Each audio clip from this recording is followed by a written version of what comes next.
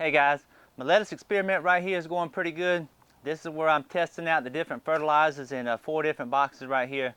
We'll talk a little bit more about that in the next couple of days. Right now I want to talk about something I think is a lot more important than just growing lettuce, and that's the overall need to be self-sufficient.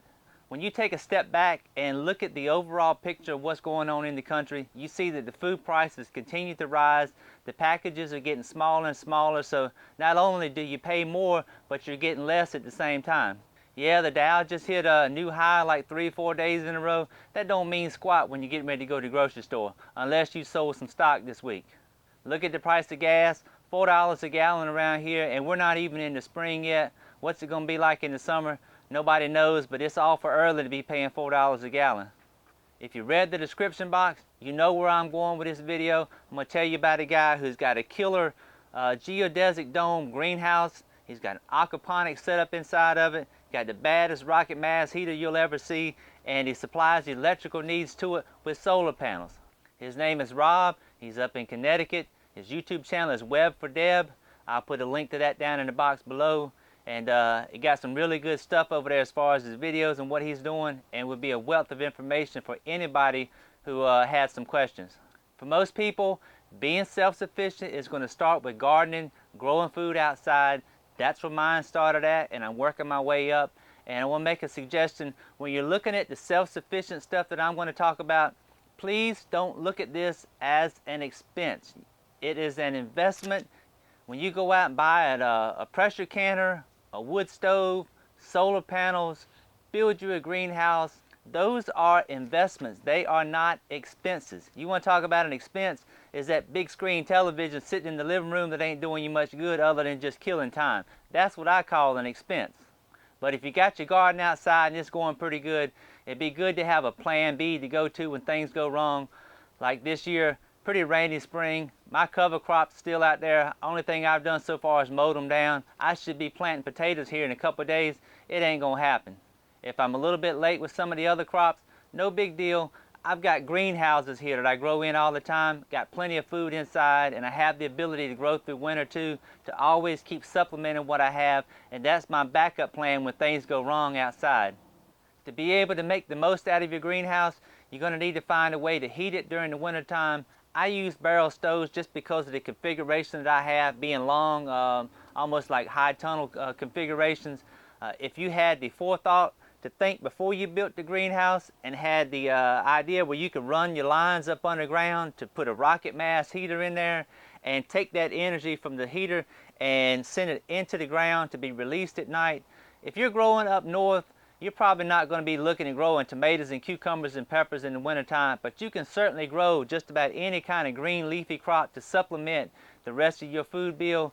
And if you're eating a lot of stuff out of the pantry that you can back in the summer, it's awful nice to go out and get some fresh lettuce, pull up a few carrots, get some fresh beets or something like that. Those kind of crops will grow fine in that 40-50 degree range that you might have farther north inside your greenhouse during the winter. Looking at it long term, most gardeners are going to be using compost, manure, or commercial fertilizer. They go to the feed store and get this stuff and put on the crops. What happens when you get in a situation and you can no longer get the fertilizers and you don't have access to those other things? If you had a closed loop system like aquaponics, where you had the fish, you feed the fish, and the bacteria convert the fish waste into the nitrates, which goes into grow beds. It feeds all of your plants. The plants filter the water, return it back to the fish nice and clean. That would be an extremely beneficial way to go. That's something I'm working on right now. Really slow process. I got my IBC totes. I finally got them measured and cut, and I'm trying to bury the fish tank.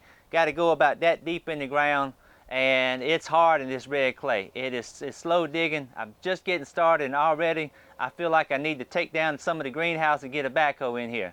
One thing I get asked about right often is using solar out here in the greenhouse, and it wouldn't take a whole lot to put some solar panels out back, get you a bank of batteries, and run your fans, little circulation pumps, run the blower on your rocket stove or your barrel stove like I have. Wouldn't take much at all, and you wouldn't have to worry about a situation where, you know, if you had a whatever kind of collapse, you didn't have electricity, or just the wintertime the power goes out, you get an ice storm or something like that, you still got your electricity needs and you just keep right on trucking.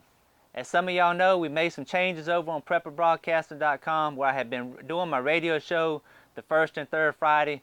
I have switched over to Tuesday night. I will be the second and fourth Tuesday of each month, and still 9 o'clock Eastern time. The next show is Tuesday, March 12th, just coming up here in a few days. And Rob has agreed to be the guest on that show where I can talk to him, and the questions that I ask him are probably going to be a lot of things other people would like to know, so you can tune in. And if you'd like to call in and ask him a question about his dome, about his aquaponics stuff, about his rocket heater, feel free to do so. The phone number for that will be 347-202-0228, and always press 1. As I said earlier, Rob, Web4Deb, has a very unique situation up there where he has with his geodesic dome that he's built. Showed videos where he built it from scratch, piece by piece, putting this thing together, documenting everything that he did. He put the rocket mass heater in there, laid the groundwork for that before he ever started growing on the inside, built the frames for his grow beds, lined them with the good stuff, the pond liner stuff, and he's got a killer setup going on. From my perspective, the whole thinking behind this radio deal is to share information with other people. And when I can have the guest on there that knows a whole heck of a lot more than I do, it gives me an opportunity to just ask them the questions and put that information out there for a whole lot more people. Way more than would see it just on a YouTube video or something like that. So again, if you want to learn about a geodome, the aquaponics, the rocket mass heater, his solar setup, go check out Web4Deb. That's his YouTube channel.